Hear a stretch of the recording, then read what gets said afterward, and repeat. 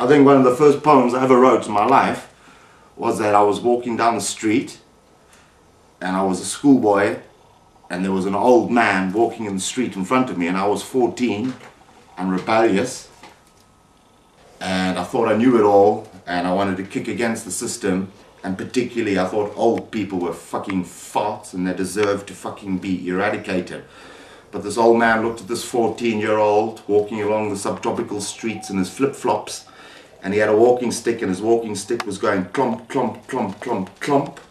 And he looked at me and he smiled at me, this little raggy 14-year-old, and he smiled and he said, "Growing old gracefully," and he laughed, and I was touched by it. And so I wrote a poem about how all old people are not necessarily cunts. Actually, there's cool old people in the world. And that was the first, well, I just think that was one of the first poems I wrote. And I popped that off to the newspaper, the local newspaper, and they printed it. And that's where it all started. As far as writing poems were concerned and why did I do it, I'm just plucking that one out of my memory. Was that my first poem? I think it's certainly the first poem I ever had printed anyway. I think with poetry, I was, if you want to know the motivation behind why I got writing it or how I got into it, I think it had very little to do with the love of literature, although that came in later, and I think it had very much more to do with the idea of trying to reclaim my voice for myself, which was the voice that had been stolen away from me by employees of the South African version of social services, the welfare service, which I was persistently lied to by social workers. I soon learned the lie of the big people, and I spent a lot of time enduring the decisions of other people, making decisions about my life and what was best for me, talking to me, nodding their heads, claiming to have my best interests at heart, but ultimately ticking their boxes and lying. And I think poetry was a vehicle towards reclaiming my voice and taking it back and claiming it for myself. Poetry chose to be that vehicle for me. For other people it's been a descent into drug addiction, fucking all manner of depraved criminality and God knows what else. For others it's been a process of survival. For me it's been poetry. But I didn't come from a background in which, it's not a literary background. I came from a background in which books were on the periphery, some of them very commercial books. But I do remember a few poetry books. I think one of them was a chap called Rod McEwen, if I remember correctly, which were very throwaway commercial poems. I believe he also put music to his poetry, and I was quite touched by the simplicity of some of the ideas there. Never fucking read it since. So there was a little hinting of poetry coming in. And then at school I was exposed to, as I got into the teenage years a bit more, I was exposed to various poets, and I liked the ambiguity of it.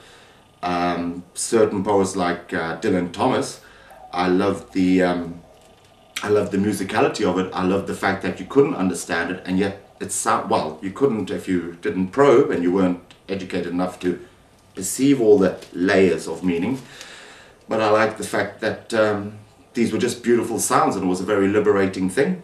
I'll always be searching, and I'll be very, very, very saddened, very, very, very saddened when that search comes to an end, because life's about searching. Oh, I read poems now. I read poems by published poets. I read poems by active poets. I read poems by dead poets. Quite frequently, I find the poems by the dead poets to be my favorite poems, because we don't have the interference of all their messy little existence thrown in there. We don't have all the romantic bullshit. We have simply the work to go by. The history, the mythology, all of that sort of thing. But ultimately, any embarrassing things those poets did, any pretentious things those poets did, any weird, wacky, wondrous things they did that contributed towards the mythology, it no longer counts. I can simply appreciate the poetry for what it is. So yeah, I love dead poets. In fact, I think some of the best poetry I've ever encountered comes from a rotting carcass. Well, dead one, definitely Dylan Thomas.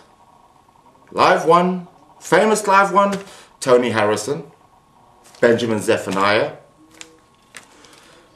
Lots of people know those poets. Other live poet, no other fucking cunt's heard of it. Marcia Hinson, Sharon Borrowdale, never heard of them. Humble people, fantastic poets. And I would sooner celebrate their outpourings than celebrate the outpourings of the living poets I haven't named, who have these artificial reputations, provincial poets with artificial reputations, who have made a career out of sycophantic dalliances with arts funders, I suppose.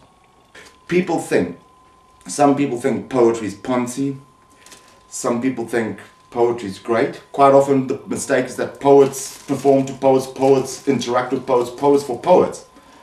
And in the business of sticking your penis up everybody else's fucking bottom, you forget that poets are all out there. They're not all playing the circuit. They're out there. And for those who believe that poetry is some kind of a secondary force, to an extent it is, because why would we want $1 million poets? What the fuck's a $1 million poet gonna write about? Oh, I had a swim in my fucking pool, and then I fucking went in the jacuzzi, and then I fucking shagged a playgirl fucking bunny rabbit. It's hardly gonna fucking be poetry. Some of the fucking best poetry is found in the grimiest corners of existence. Or you deal with somebody who's never touched poetry in their life, who thought that poets were all a bunch of poncy fucking puffs. You wait until somebody dies. You wait until your lover dies. You wait until your mother dies. You wait until your brother or your sister or any other important person dies in your life. You wait until you're living in a void of consciousness where everything happens in a surreal kind of a way, where everything's a fucking hazy dream, and you don't know what the right thing is to say and what the wrong thing is to say because you're in a state of bewildered confusion. Then you're flailing around for the right things to say, and suddenly you turn to poetry, even when you didn't believe in it. Many, many, many is the funeral of an inarticulate man or an inarticulate woman, attended by moderately inarticulate people who suddenly found the right words in poetry. And that is why I will say to you, poetry is a far more stronger and vital force than a lot of people believe. It's just unfortunately a fact of life that all too often death brings it out. I sort of see what I'm doing poetry-wise, when I get really thoughtful about it, as not a distant development from what the Khoi people and the San people term as the Bushmen, the true native habitats of that neck of the woods, not the Zulus, the Khoi, the San people. They made pictures on caves before words were written. They told stories that were passed down, oral traditions passed down through generations. In fact, they were such wise people that youngsters did the hard work. Youngsters didn't get to go out and party and take drugs and drink beer, but they had a very wise civilization, because you reached a certain point within some of these civilizations where you reached old age, and then you were allowed to smoke cannabis.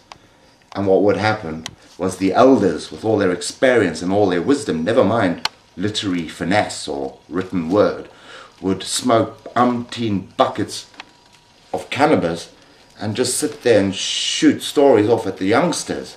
Now I think that is a profoundly wise thing, and I do think, certainly from the performance aspect of the poetry that I've done, I think I come from that tradition. And if I'm feeling fucking unbelievably pretentious about it, I would say when I'm in the right head state with my poetry, when I'm truly in performance zone, well then it's not that distant from a shamanistic type state of mentality. It's going into a zone which I call the head, and when I'm in the head zone, I'm in a zone of zero consequence, and zero consequence is the ultimate liberating place to be. That's where you're truly free. Nothing matters, nothing counts. It's just being in that moment, and that's a beautiful moment to be in, and a lot of people don't have that, and I'm privileged to have that from time to time.